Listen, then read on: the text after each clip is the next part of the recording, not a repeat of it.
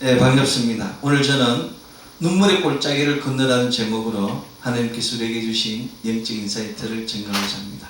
사랑하는 성도 여러분, 지금 여러분은 인생이 무엇이라고 생각하십니까?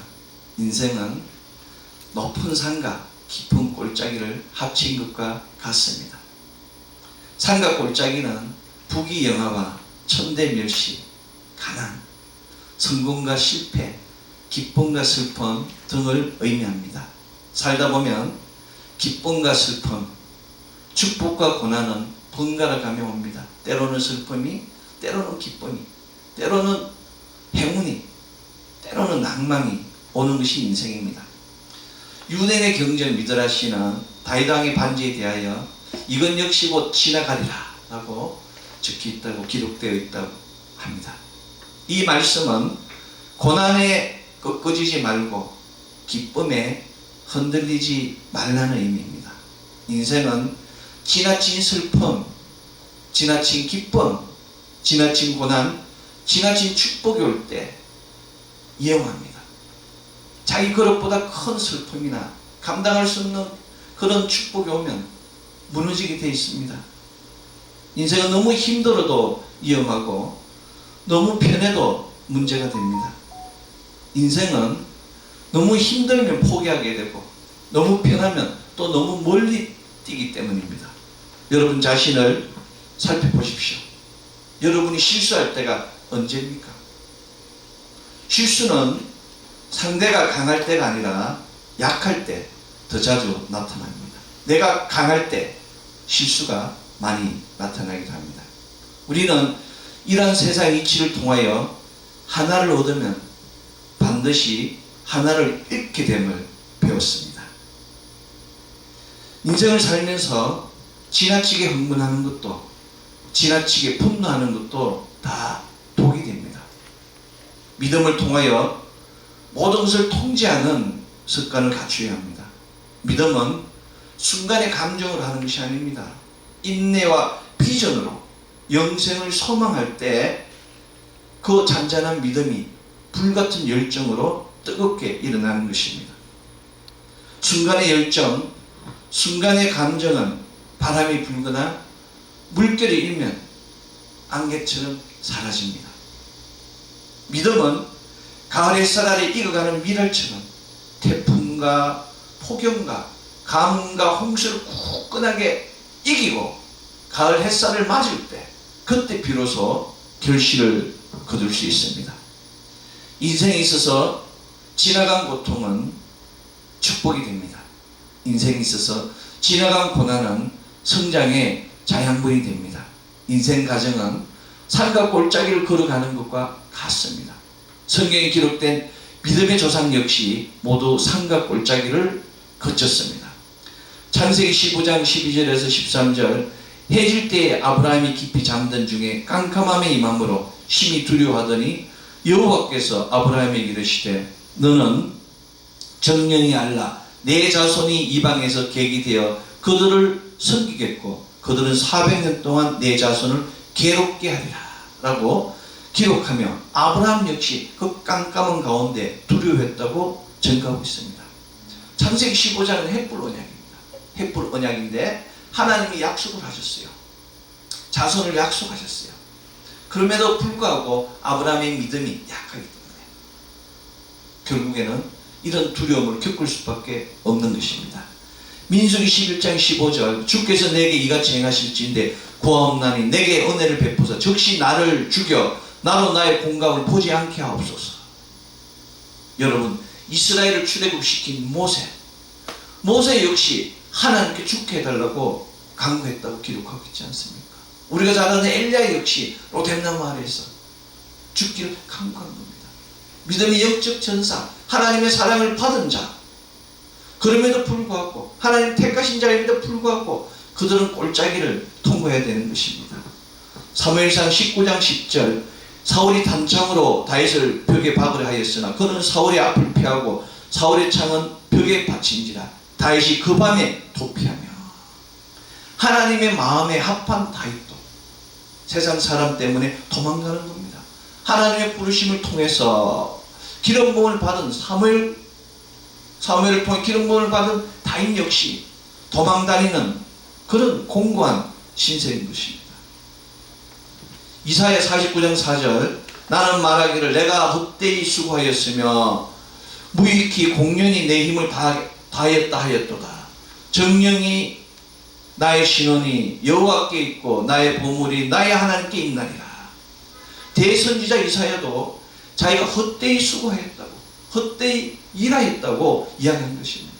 우리가 때로는 내 인간의 노력으로, 인간의 열정으로 열심히 했는데 그것이 아무것도 아님을 깨닫게 되는 겁니다. 오직 하나님만, 나의 신원이, 나의 육신과 나의 영혼이 오직 하나님께 있고 그 모든 응답이 하나님께 있다는 고백만이 세상을 살아가는 비법이라고 결국 마지막에 그렇게 이야기하는 것입니다. 우리가 잘 아는 눈물의 선지자 예레미야, 눈물의 골짜기를 많이 지났음에도 불구하고 예레미야가 3장 22절에서 23절 여호와의 자비와 공율이 무궁하심으로 우리가 진멸되지 아니함이라. 이것이 아침마다 새로우니 주의 성질이 거두소이다. 눈물의 골짜기를 지난 눈물의 선지자 예레미야는 하룻밤에 공고하게 고민하다가 또 하나님께서 새롭게 주시는 겁니다. 아침마다 성실하게 우리에게 소망을 주시는 그 하나님을 찬양하신 것입니다. 소망은 불안을 잠재웁니다. 그래서 믿음의 사람은 현재가 아닌 미래를 바라봅니다. 현재가 아닌 미래를 바라볼 때 지금에 있는 모든 고난과 공고를 이길 수 있는 것입니다. 현재가 아닌 미래를 바라보는 사람은 적어도 가는 길은 찾을 수 있습니다. 왜냐하면 인생의 현재는 안개 속과 같습니다. 우리가 지금 여러분이 계획하고 여러분이 노력하고 여러분이 달려가는 그 길이 그 성패를 알 수가 없어요. 안개 같기 때문에 우리가 소망으로 하나님을 바라볼 때 비로소 방향을 잡을 수 있는 것이며 하나님과 동행할 때 그 기착점에 도착할 수 있는 것입니다. 가진 것이 많은 사람은 지킬 것이 많고 지킬 것이 많은 사람은 생각이 많습니다. 너무 많이 지켜야 되기 때문에 가진 것을 나눌 수 있을 때 우리가 가진 멍에를 덜 수 있는 것입니다. 생각을 듣고 위하여 기도할 때 비로소 하나님을 만날 수 있는 것입니다. 여러분, 가건에 있는 것이 아닙니다. 덮는 것입니다. 그러나 덮은 것은 언제든지 꺼내서 볼 수 있는 것입니다. 우리가 때로는 험악한 시절을 살았습니다. 때로는 불운한 시절을 살았어요. 때로는 공고한 시절을 살았습니다. 사람이 원망스러울 때 있어요. 세상이 원망스러울 때 있습니다. 사람이 미울 때도 있어요. 복수하고 싶을 때도 있습니다. 그러나 그걸 덮어야 되는 거예요. 덮고 하나님께 가면은 하나님께서 다 보응해 주시는 겁니다. 대선지자 이사야가 나의 신원이 하나님께 있고 그 모든 보응이 하나님께 있다는 그 고백을 드리게 되는 겁니다. 이것이 바로 믿음의 법칙입니다. 바울 선생은 이 모든 것에 대하여 형제들아 우리가 아시아에서 당한 환난을 너희가 알지 못하기를 원치 아니하노니 힘에 지나치고 심한 고통을 받아 살 소망이 끊어지고 우리 마음에 사형선고를 받은 줄 알았으니 이는 우리로 자기를 의뢰하지 말고 오직 죽은 자를 다시 살리시는 하나님만 의뢰하게 하십니다. 고린도서 1장 8절에서 9절에서 바울 선생이 고백한 것입니다. 사형선고를 받은 것 같이 공간 그 가운데 바울 선생이 바라볼 수 있는 것은 오직 하나님밖에 없는 겁니다. 죽은 자도 살리시고 없는 것도 있게 하시는 하나님께 의뢰했을 때 비로소 하나님 역사가 일어난다고 바울 선생이 고백한 것입니다. 세상 모든 사람들이 다 어렵고 세상 모든 사람들이 다 힘들게 살아가고 있습니다. 이것이 원죄의 인생입니다. 우리가 볼 때는 돈이 어마어마하게 많아. 우리가 볼 때는 어마어마한 높은 곳에 있어. 그런데 돈이 어마어마하게 많은 사람도 너무 힘들어서 자살하지 않습니까? 높은 곳에 있어요. 우리가 뭐 대한민국에서 최고 높은 대통령도 너무 공고해서 자살하지 않습니까? 그런 겁니다. 이게 인생이에요, 인생. 그래서 소망이 있느냐 없느냐, 하나님께 의뢰하느냐 안 하느냐, 어디를 바라보느냐 바라보지 않느냐에 따라서 그 사람의 영육혼이 달라지는 것입니다. 소망을 가져야 됩니다. 포기하지 않으면 앞으로 나아가는 것입니다. 미래를 준비하는 것은 포기하지 않고 나아가는 자신에게 달려 있습니다. 포기하지 않고 나아간다는 것은 소망이 있다는 것입니다. 살아가는데, 살아있는 데는 다 그만한 이유가 있습니다. 사람은 그 이유를 살아가면서 찾아야 됩니다. 지금 내가 돈을 많이 벌기 위해서 살아간다. 이거 사는 이유 될 수가 없어요. 지금 내가 높은 곳에 가기 위해서, 시험에 합격하기 위해서, 이건 사는 이유가 아닙니다. 시간은 공평하게 흐릅니다. 그러나 그 무게는 사람에 따라 천차만별입니다. 미래의 오늘은 지금 내가 살아가고 있는 현재, 내가 살았던 과거, 그 연장선이라는 것을 기억해야 됩니다. 자신에 대한 열정, 애정, 자신에 대한 소망은 자신을 강하게 합니다. 여러분 자신을 사랑하십시오. 여러분 자신에게 애정을 가지십시오. 그리고 여러분은 소망을 가지고 나아가면 무엇이든지 할 수 있다는 그런 확신을 가지십시오. 그것이 바로 믿음입니다. 어떠한 역경에서도 여러분 자신을 사랑하십시오. 그리고 주님께서 함께 하심을 믿으십시오. 이것이 바로 참된 믿음입니다. 모든 인생들 앞에는 고산준봉이 있습니다. 모든 인생들 앞에는 사망의 골짜기가 있습니다. 모든 인생들 앞에는 눈물의 골짜기가 기다리고 있습니다. 넘고 멈추고는 본인만이 결정합니다. 중요한 것은 변하지 않으면 나아갈 수 없다는 사실입니다. 변하지 않으면 시작도 못하고, 변하지 않으면 그냥 사라지는 인생에 불과합니다. 바울 선생님같이, 12사도와 같이, 7 집사와 같이 주님을 만나서 변화됐을 때 비로소 하나님께 나아갈 수 있는 그런 놀라운 권능을 갖게 되는 것입니다. 주님을 만나서 변화되는 그 순간 놀라운 영적 축복이 주어집니다. 변화는 다른 것이 아닙니다. 자유입니다. 그리스도를 만나는 순간 코람되어 하나님 앞에 서는 순간, 그리스도 앞에 서는 순간 자유하게 됩니다.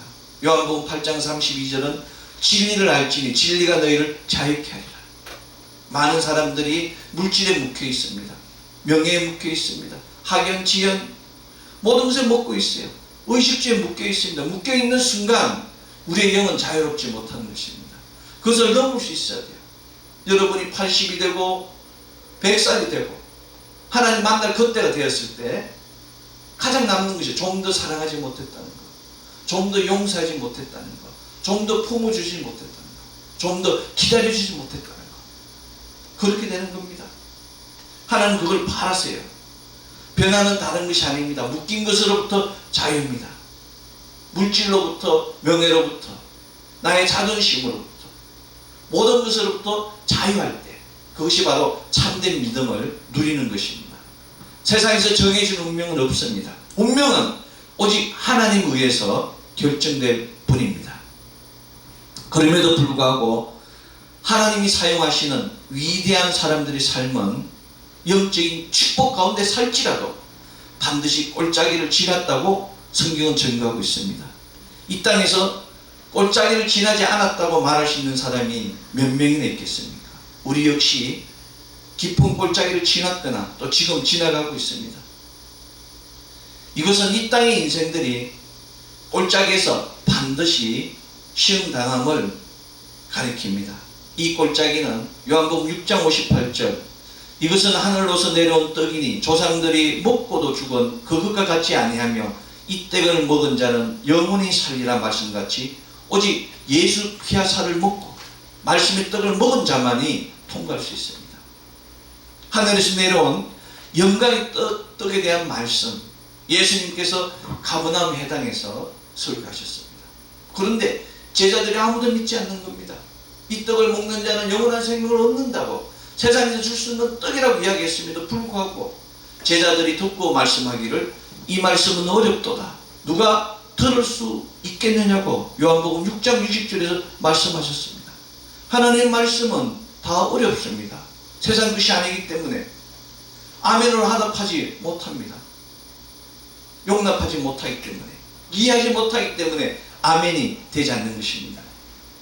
예수님께서는 이 놀라운 말씀을 배운 제자들에게 이 말씀을 하셨습니다. 이 말이 너희에게 걸림이 되느냐? 그리고는 부활 성천에 대하여 말씀하신 것입니다. 요한복음 6장은 성찬 예전 아닙니까? 예수 그리스도의 피와 살을 먹고 영생을 얻고 그 모든 것을 가버나움 회당에서 말씀하셨음에도 불구하고 제자들이 이 말씀 듣기 어렵다. 그래서 예수님이 그들에게 다시 말씀하셨습니다. 이들에게 너희가 이것이 걸림이 되느냐? 그리고는 예수님께서 장차 일어날 부활 성천에 대해서 말씀하셨습니다. 너희가 이것을 믿으면 너희도 이렇게 된다고 말씀하신 것입니다. 누가 영적인 일을 알 수 있겠습니까? 예수님께서는 계속해서 이 연약한 이 무지한 인생에 대하여 살리는 것은 영이니 유고무익하며 내가 너희에게 이런 말은 영이요 생명이라. 요한복음 6장 63절에서 하늘의 비밀을 재차 말씀하신 것입니다. 지금도 많은 사람들이 깨닫지 못하고 있어요. 내가 너희에게 주는 것은 영이라. 이 말씀을 먹는 자는 영원히 살리라는 그 생명의 뜻에 대한 비밀을 깨닫지 못하기 때문에 또 많은 사람들이 의식주를 위하여 기도하고 의식주를 위하여 열정을 태우고 의식주를 위하여 사람을 만나는 것입니다. 인생의 고난, 인생의 슬픔을 맛보지 않는 사람은 이 영적 비밀을 알 수가 없어요. 공과 눈물의 골짜기, 사망의 골짜기에서 기도원에서 금식하며 그들이 하나님의 음성을 들었을 때 그것이 바로 살아있는 영입니다. 간절과 골수를 찔러 쪼개 우리를 살리시는 그 생명의 말씀, 그것을 경험한 자만이 참으로 하나님을 아멘으로 모실 수 있는 것입니다. 시편 84편 5절에서 6절은 주께 힘을 얻고 그 마음의 시온에 데려가 있는 자는 복이 있나이다. 그들이 눈물 골짜기를 지나갈 때 그곳에 많은 샘이 있을 것이라. 이런 비가 복을 채워 주리라. 오늘 구약성서 본문의 말씀입니다. 시온에 데려가는 다른 것이 아닙니다. 그 시온으로 가면 시온산 끝에 있는 예루살렘에 가는 겁니다. 예루살렘 동문에 있는 위문에 있는 한 건물을 통과하고 그 거룩한 전 안에 있는 지성전 안에 있는 하나님을 만나는 그 길이 바로 시온의 대로가 되는 것입니다. 그 길을 가기 위해서는 반드시 The Valley of Baca입니다. 바카의 골짜기, 눈물의 골짜기를 지나야 돼요. 그 눈물의 골짜기를 지나는데 하나님께서 중간중간 맑은 샘을 주시는 겁니다. 맑은 샘이 무엇입니까? 샘은 말씀이에요.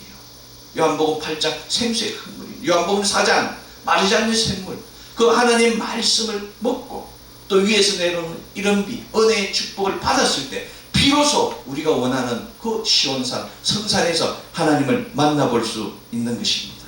오직 눈물의 골짜기를 지나본 자만이 위로부터의 참된 위로와 평화를 맛볼 수 있습니다. 누구나 골짜기가 있습니다. 그러나 그 골짜기를 두려워하지 말아야 됩니다. 골짜기는 두려워하는 것이 아니라 건너가야 될 과정입니다. 왜 하나님은 골짜기를 허락하셨겠습니까? 우리는 이 과정을 통하여 골짜기에서만 배울 수 있는 교훈, 골짜기가 아니면 배울 수 없는 교훈을 배워야 합니다. 골짜기에서 배우는 과정은 다른 것이 아닙니다. 찬양과 감사입니다. 하나님을 찬양하는 것이에요. 하나님을 감사하는 겁니다. 나의 모든 것을 앗아갈지라도 욥과 같이 그 아들 자녀 10명과 모든 재산이 사라지고 머리끝부터 정수리까지 발끝부터 정수리까지 종기가 넘치라도 하나님을 찬양할 수 있는 그 찬양할 수 있는 믿음, 그것을 골짜기에서 배우는 것입니다. 어떻게 힘들고 어려운 골짜기에서 찬양과 감사를 배울 수 있겠습니까? 그러나 찬양과 감사는 골짜기가 아니면 배울 수 없는 힘든 교훈입니다. 그 힘들게 얻은 것이 참되게 되는 것입니다. 여러분, 우리 주위를 돌아보십시오. 기하게 자란 자녀, 고생하지 않은 자녀는 부모에게 효도하지 않습니다. 그런데 어렵게 힘들게 부모가 고생하며 키운 그 자녀는 부모를 하늘처럼 모시는 거예요. 왜냐하면 부모가 그렇게 고생하는 것을 봤기 때문에, 고생해서 키운 것을 봤기 때문에, 고난 가운데 함께이기 때문에, 함께 한다는 것은 다른 것이 아닙니다. 고난을 같이 한다는 겁니다. 기쁨도 같이 하지만 고난도 같이 한다는 거예요. 그랬을 때 비로소 참된 효도가 나오는 것이고 참된 믿음이 나오는 것입니다. 하나님께 드리는 찬양은 모두 골짜기에서 나옵니다. 다윗도 마찬가지입니다. 다윗을 보십시오. 압살롬에게 쫓겼을 때 그때 지은 시가 시편 23편입니다. 내가 사망의 음침한 골짜기를 다닐지라도 해를 두려워하지 않을 것은 주의 지팡이와 막대기가 나를 안위함이라. 이 놀라운 말씀, 원수의 목전에서 내게 기름쳐 주시고 내 잔이 넘치다는 그 놀라운 말씀이 바로 그 사망의 음침한 꼴짜기, 그 압살롬의 쫓기는 그 가정에서 나온 찬양이고 감사가 되는 것입니다. 꼴짜기가 깊을수록 찬양은 넘치게 됩니다.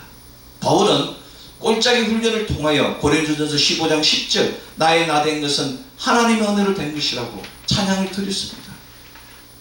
바울은 꼴짜기 훈련을 통해서 고린도서 12장 9절 내 은혜가 내게 족하도다 이는 내 능력이 약한 데서 온전하니라 하나님께 찬양을 드렸습니다. 바울이 어떤 사람입니까? 바울은 있죠, 가마리엘의 제자입니다. 유대인 중에 유대인이에요. 로마 시민권을 가진 대단한 스칼입니다. 그럼에도 불구하고 바울은 예수 그리스도를 다메섹 교상에서 만나고 변화된 것입니다. 방향을 알았어요. 하나님 원하심을 알았습니다. 그리고 바울은 하나님의 부르심에 맞춰서 전도여행을 떠난 것입니다. 여러분 잘 아는 바울의 2차 전도여행, 그거는 꼴짜기 여행입니다. 루스드라에서 얼마나 많은 일들을 겪었습니까? 빌립보에서 얼마나 많은 공고한 삶을 살았습니까? 데살로니가, 베레아, 아덴, 에베소, 그 여행이 바울에게는 눈물의 길이며 고난의 길이며 사망의 길이었습니다. 심지어 죽기까지 하지 않았습니까? 그런데 그 가운데 바울은 언제나 감사와 찬양을 드렸습니다. 하나님께 영광을 돌렸습니다. 그 꼴짜기가 세계의 역사를 바꿨습니다. 신약성서 27권 중에 13권이 바울의 꼴짜기에서 나온 것입니다. 그 눈물의 꼴짜기, 자기 육체의 가시를 위해서 3번이나 기도한 그 바울의 꼴짜기에서 위대한 하나님의 영광과 찬양과 감사가 나온 것입니다. 꼴짜기는 다른 것이 아닙니다. 사단과 영적 전쟁의 장소입니다. 꼴짜기를 지날 때 사단은 속삭입니다. 잘하고 있어. 지금 여기까지 훌륭해. 이제 그만해도 돼. 이제 좀 쉬어도 돼. 라고 이야기하고 있는 것입니다. 우리가 잘 아는 예레미야 49장 4절은 패역한 딸아 어찌하여 꼴짜기 곧 내 흐르는 꼴짜기를 자랑하느냐. 내가 어찌하여 재물을 의뢰하여 말하기를 누가 내게 대적하여 오리오라고 하느냐. 꼴짜기에서는 많이 가진 자가, 힘이 센 자가 이기는 것입니다. 그래서 자랑하는 거예요. 내가 이렇게 열심히 노력해서 이만한 재물을 받았으니까 너희는 나한테 와서 굽신거리라고, 내 말을 들으라고, 내가 힘이 세니까 내 말을 들으라고 이야기합니다. 사단의 영역입니다. 꼴짜기는 어둠의 영역이에요. 꼴짜기는 세상의 영역입니다. 꼴짜기는 죽음의 영역이에요. 이곳에서 생명의 주를 만난 자만이 변화될 수 있습니다. 바울 선생과 같이 예수 그리스도를 만났을 때 역사가 일어나는 것입니다. 바울 선생은 빌립보서 1장 29절에서 30절 그리스도를 위하여 너희에게 은혜를 주신 것은 다만 그를 믿을 뿐 아니라 또한 그를 위하여 고난도 받게 하심이라. 너희에게도 같은 사움이 있으니 너희가 내 안에서 본바요 이제도 내 안에서 듣는 바라. 누가 나를 본받으라고 이야기할 수 있겠습니까? 바울 선생은 그렇게 이야기한 것입니다. 너희가 나를 봐라. 내가 고난받은 것 같이, 이 영적 전쟁을 통한 것 같이 너희도 하나님께 축복을 받은 것 같이 고난도 같이 받으라고 이야기한 것입니다. 인생은 바로 그런 삶과 꼴짜기에 슬픔과 기쁨, 축복과 실패의 저주의 운행입니다. 번갈아 가며 오는 그 파도처럼 오는 인생들을 우리가 하나님과 동행하며 즐겨야 되는 것입니다. 그것을 통하여 하나님으로부터 오는 참된 위로를 받고 참으로 귀한 찬양과 감사를 드릴 수 있어야 됩니다. 여러분, 주의 동생 야고보 선생은 이렇게 이야기했습니다. 야고보서 1장 3절 이는 너희 믿음의 시련이 인내를 만들어내는 줄 너희가 아니라. 꼴짜기의 덕목, 꼴짜기에서 믿음의 덕목은 인내입니다. 오래 참는 겁니다. 자기의 감정을 감정대로 나타내는 사람은 어리석은 사람입니다. 내 감정이 힘들지라도, 견뎌내기 힘들지라도 주의 뜻을 구해야 되는 것입니다. 모든 보응이 하나님께로부터 오기 때문에 하나님의 뜻을 구할 때 그것이 바로 진정한 승리가 되는 것입니다. 꼴짜기는 로마서 5장 3절에서 4절 다만 이뿐 아니라 우리가 환난 중에도 즐거워하나니 이는 환난은 인내를, 인내는 연단을, 연단은 소망을 이루는 줄 알미라. 소망을 성취하게 하는 장소, 그 장소가 바로 꼴짜기인 것입니다. 다시 말씀드리면 꼴짜기는 소망을 통한 믿음의 성장 코스입니다. 편안한 의자에 앉아서 간절한 기도를 드린다고 해서 하늘 문이 열리는 것이 아닙니다. 골짜기에서 가슴 치며 통회하며 눈물의 기도를 드렸을 때, 먹을 것을 끊고 육체를 줄이고 하나님께 나아갈 때 그 기도가 응답받게 되는 것입니다. 고린도서 1장 9절은 우리 마음에 사형선고를 받은 줄 알았으니 이는 우리로 자기를 의뢰하지 말고 오직 죽은 자를 다시 살리는 하나님과 의뢰하게 하십니다. 이것이 바로 하나님 뜻입니다. 골짜기는 시편 84편 6절 그들이 눈물의 골짜기를 지나갈 때 그곳에 많은 샘이 있을 것이며 이런 비가 복을 줍니다. 오늘 본문의 말씀과 같이 우리가 그 골짜기를 지나갈 때 많은 샘들과 이런 비가 우리를 위로해주고 인도해 주시는 것입니다. 모세가 유대 민족 이스라엘 민족을 이끌고 강야를 통과할 때 만나와 메추라기가 떨어진 것 같이 머리와 반석의 그 물이 떨어진 것 같이 솟아난 것 같이 가는 곳곳마다 하나님의 일들이 일어나는 것입니다. 이것이 바로 골짜기입니다.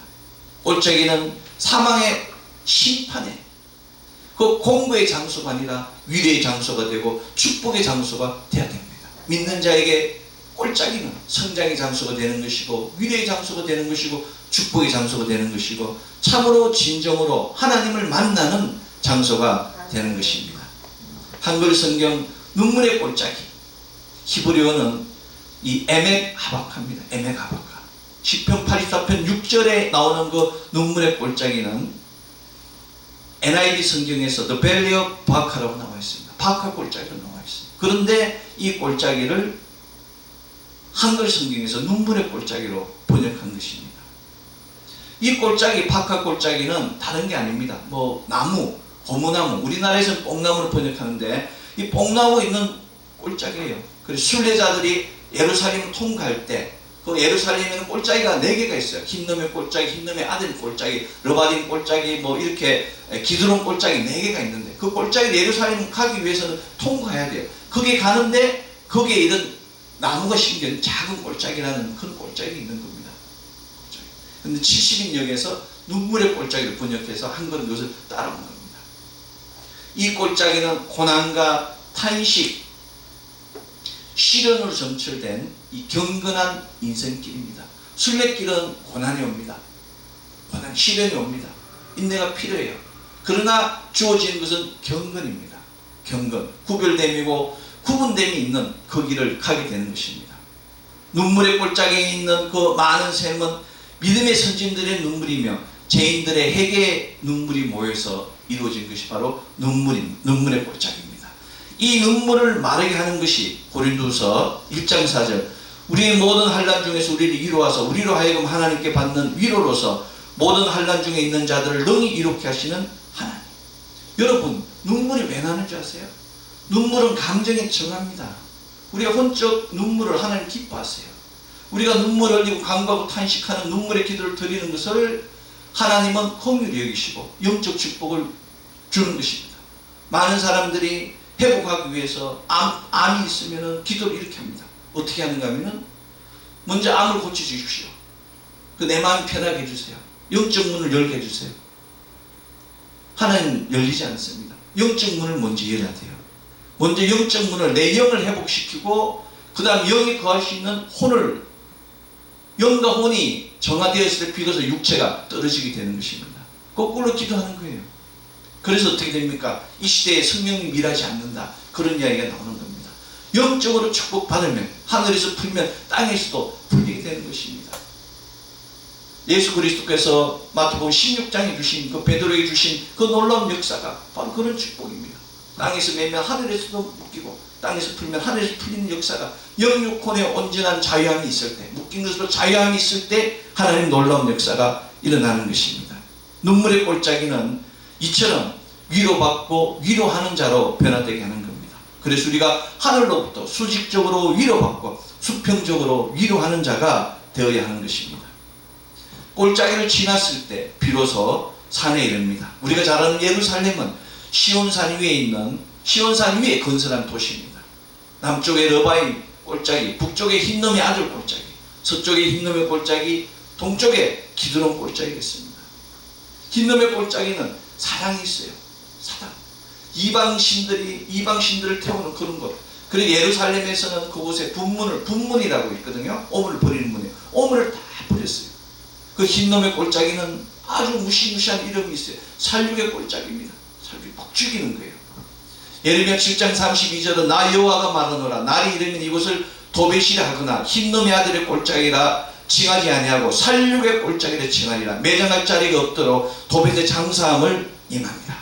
이 흰놈의 골짜기는 너무나 많은 살육이 일어나서 그렇게 되는 겁니다. 여러분, 거룩한 곳 옆에 반드시 무엇이 일어납니까? 사단이 오는 겁니다.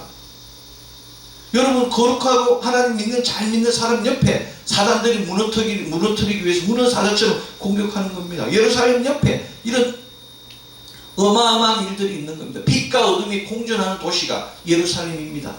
여러분, 에덴 동산 안에 뱀이 있은 것 같이 하나님이 그 거하시는 처소에 사단이 들어와서 해방하고 있지 않습니까? 이 흰염의 골짜기와 기드론 골짜기가 만나는, 기드론 골짜기는 심판의 골짜기입니다. 살육의 골짜기와 심판의 골짜기가 만나는 곳 중앙에 만나는 적경적이 실로암 연물입니다. 우리가 잘 아는 실로암, 그 사치와 오물, 그 중간에 바로 실로암 못이 있는 겁니다. 사망의 골짜기에 못이 있듯이 맑은 샘이 있듯이 그곳에 실로암 못이 있어서 이기게 하는 겁니다. 도미노스 플레비 눈물교회가 바로 그곳에 있는 겁니다. 예루살렘 멸망을 아시고 눈물을 흘렸던 곳이, 예수님이 눈물을 흘렸던 곳이 바로 거기입니다. 주기도문을 가르쳐 주시고 주기도문 교회와 하늘로 올라가신 자리에 성천교회가 있는 곳이 바로 이 골짜기입니다. 예루살렘 동쪽 성벽 감람산 사이에는 기드론 골짜기가 있습니다. 조금 전에 말씀드린 기드론 골짜기. 기드론 골짜기는 우리가 잘 아는 무덤만 있는 어둠의 땅입니다. 기드론이라는 뜻 자체가 흐린 어둠컴컴한 이런 거예요. 이름이 벌써 어둡지 않습니까? 여기는 시체를 매장하고 우상과 제단을 불태우는 그런 쓰레기장입니다. 거기는 짐승을 태우지 않습니까? 그래서 역사적으로 보면 우리가 잘 아는 아사왕들 모친 미학해서 아세라의 그 가증한 것들을 우상 태우는 그런 겁니다. 그래서 기도는 시냇가에 많이 나옵니다. 구약에 보면은 우상을 태웠다, 무엇을 태웠다, 죽였다는 그런 것. 우리가 잘 아는 요시아 왕이 모든 가정서, 이스라엘의 모든 가정서는 것들을 태운 곳이 바로 여기입니다. 열왕기상 23장에 있잖아요. 그렇습니다. 솔로몬이 예루살렘한 멸망산에 태웠던 시돈 사람 그 가증한 아스타롯 이런 가증한 그모스 자손들 다 모아놓은 그것이 바로 여기 다 있는 겁니다. 골짜기는 그런 곳이에요. 그런데 그런 골짜기가 예수님을 만나는 순간, 우리가 예수님을 주라고 인정하는 순간 그 골짜기는 축복의 장소가 되고 위로의 장소가 되고 소망의 장소가 되는 것입니다. 요엘서 3장 2절 내가 만국을 모아 데리고 여호사밧 골짜기에 내려가서 내 백성 곧 내 기업인 이스라엘 위하여 거기서 그들을 국문하리라. 여기 여호사밧 골짜기가 기드론 골짜기입니다. 지금 요엘서 3장 2절에 나오는 여호사밧 골짜기가 기드론 골짜기고 심판의 골짜기인 것입니다. 이 골짜기를 빨리 건너가야 됩니다. 왜냐하면 요엘서 3장 14절 사람이 많으며 심판의 골짜기에 사람이 많으며 심판의 골짜기에 여호와의 날이 가까움이라. 우리가 볼 때는 천년만년 남은 것 같습니다. 그래서 점점 가까워져 와요. 점점 여러분 심판의 날이 가까워져 와요. 여러분 있잖아요. 모든 것이 잘 되는 것 같은데 불안합니다. 마음 불안해 잠을 못 자요. 하나님께서 우리에게 계시를 주시는 것입니다. 기도하고. 우리는 살아주거나 어차피 하나님 전에 가니까 빨리 가면 좋고 늦어도 좋고 우리가 늦게 가는 것은 하나님께서 우리에게 하실 일이 있기 때문에 우리가 늦게 도착할 수도 있습니다. 그러나 그곳은 반드시 골짜기를 통과해서 한건문을 지나야 돼요. 한건문은 예루살렘 성전이 있는데 예루살렘 성전 미문이라고 하고 동쪽에 있는 문이라 해서 동쪽문이라고 합니다. 그런데 이 문을 유대인들은 한건문이라고 이야기합니다. 여러분 에덴의 동쪽이라고 많이 들어보셨죠? 하나님께서 아담과 하와를 땅에서 축출하시고 하얀 검으로 막은 것이 어디입니까? 동쪽입니다. 에덴의 동쪽. 사람들도 그러잖아요. 달마가 동쪽으로 간 것은 무슨 다 동쪽. 왜? 동쪽에 문이 있는 겁니다. 동쪽에 어떻게 나무의 동쪽 문이 출입문인 거예요. 그래서 여기 어떻게 됩니까? 여기도 동문이, 예루살렘 성전의 동문이 황금문이 되는 것이고, 황금문이 어떻게 됩니까? 성전에 가는, 하나님께 가는, 제단 앞에 가는 출입문이 되는 겁니다. 출입문. 거기를 통과해야 돼요. 이 통과. 그리 황금문은 그 예루살렘 그 전에서 가장 아름답게 꾸몄어요. 그래서 미문이라고, 아름다운 문이라고 그래서 미문이라고 합니다. 황금문에는 두 개의 문이 있어요. 자비의 문과 회개의 문이 있습니다. 두 문 모두 굳게 닫혀 있다고 이야기합니다. 문이 닫혔다는 것은 열리지 않는다는 얘기입니다. 그러면 언제 열리겠습니까? 예수 그리스도께 오시는 그 순간, 마태복음 25장에 신랑이 왔을 때 기름을 준비한 그 신부들이 그 맞이할 때, 그때 문이 열리게 되는 겁니다. 에스겔서 44장 2절, 여호와께서 내게 이르시되 이 문은 닫고 다시 열지 못하리니 아무 사람도 그리로 들어오지 못할 것은 이스라엘 하나님 나 여호와가 그리로 들어왔습니다. 그러므로 닫아줄지니라. 주님 오시면 문이 열립니다. 골짜기를 통과하여 황금문에 이르면 예수 그리스도와 동행할 때만, 성령님과 동행할 때만, 하나님 말씀 듣고 가는 자만 그 문을 열 수가 있습니다. 우리 모두가 황금문을 여는 하나님 귀한 사자 되기를 소망합니다. 아멘. 사랑하는 성도 여러분, 인생을 살다 보면 여러 가지 시험이나 고난이 올 때가 많습니다. 높은 산이 있을 때, 또 깊은 골짜기에 있을 때도 많습니다. 혼자서는 힘듭니다. 우리가 장거리 여행, 먼 여행을 가기 위해서는 반드시 뭡니까? 동물을 두라고 합니다. 우리 인생 순례길에 믿음의 동역들 함께 가는 우리 모두 되기를 소망합니다. 네. 어떤 고난이 올지라도 흔들리거나 포기하지 않고 함께 하늘문을 여는, 황금문을 여는 우리 모두 되기를 소망합니다. 네. 황금문에 이르기까지 예수 십자가, 예수 피, 예수 이름, 예수 말씀으로 승리하는 우리 되기 소망합니다. 아멘. 고린도전서 4장 2절은 맡은 자들에게 구할 것은 충성이다 말씀하셨습니다. 오직 충성으로 주님을 기쁘게 해야 됩니다. 우리가 원수 사망의 엄침한 골짜기를 지나기 위해서 예수님의 피가 중요하고, 예수님의 말씀이 중요하고, 예수 십자가도 중요하지만 성령 하나님의 동행하심이 중요합니다.